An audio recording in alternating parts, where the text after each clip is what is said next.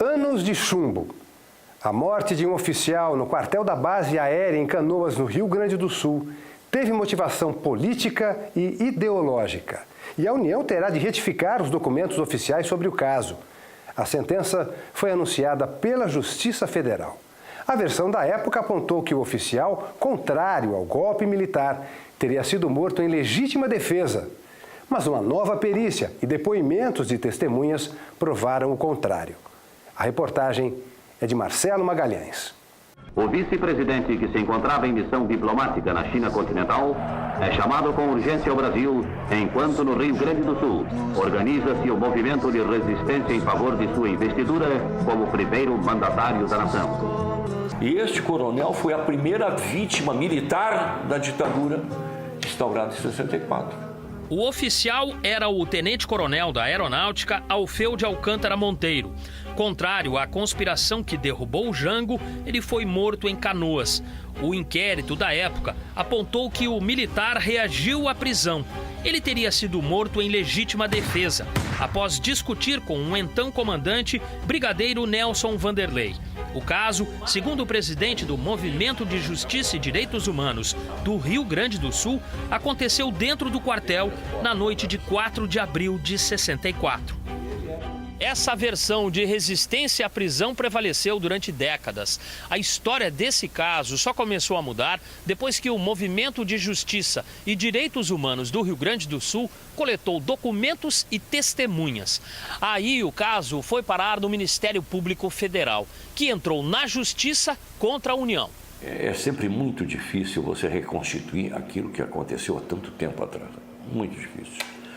E mais difícil ainda num recinto militar, num local que estava a portas fechadas. E nesse caso, a prova é de muito difícil obtenção. Primeiro, caso ocorrido em 4 de abril de 1964, ajuizada em 2014. Então, são 50 anos depois. A prova testemunhal é difícil de obter, muitas pessoas falecidas.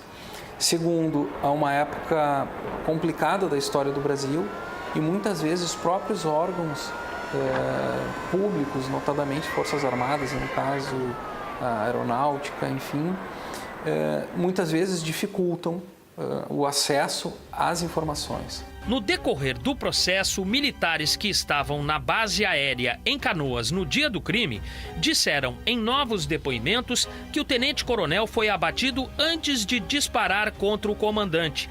Uma perícia da Polícia Federal reforçou essa hipótese. Ele, basicamente, ele deu uma indicação muito boa, muito elucidativa, acerca de que provavelmente o coronel Alfeu foi primeiro alvejado pelos tiros do tenente-coronel Hipólito e somente após teria atirado, pelo ângulo da entrada das balas. Então foi isso que ajudou muito. Esse laudo, juntamente com o depoimento dos colegas, é que pôde nos dar uma conclusão, fazer toda a reconstituição na sentença e chegar à conclusão da procedência da ação, né? Foi com base nos depoimentos e na nova perícia que o juiz da 2ª Vara Federal de Canoas reconheceu como assassinato por motivação política e ideológica, 4 dias após o golpe militar de 64. Por isso, o magistrado determinou que a União altere os documentos oficiais do caso. Mais do que um processo, é um documento histórico. Vai fazer parte da história. Então, eu acredito que vai ficar para a posteridade. É mais um documento para se analisar e ver, tentar entender o que aconteceu, o que acontece, e muitas vezes a história se repete. Esperamos que essa parte não se repita, especialmente envolvendo a morte de uma pessoa, que isso é o mais importante, né? Eu digo que nós, dos direitos humanos, nós só temos uma arma, que é a verdade. E este processo, que passou por todas aquelas exigências, todo o rito do processo, para chegar no final e termos uma sentença que diz claramente: o coronel foi assassinado por razões políticas.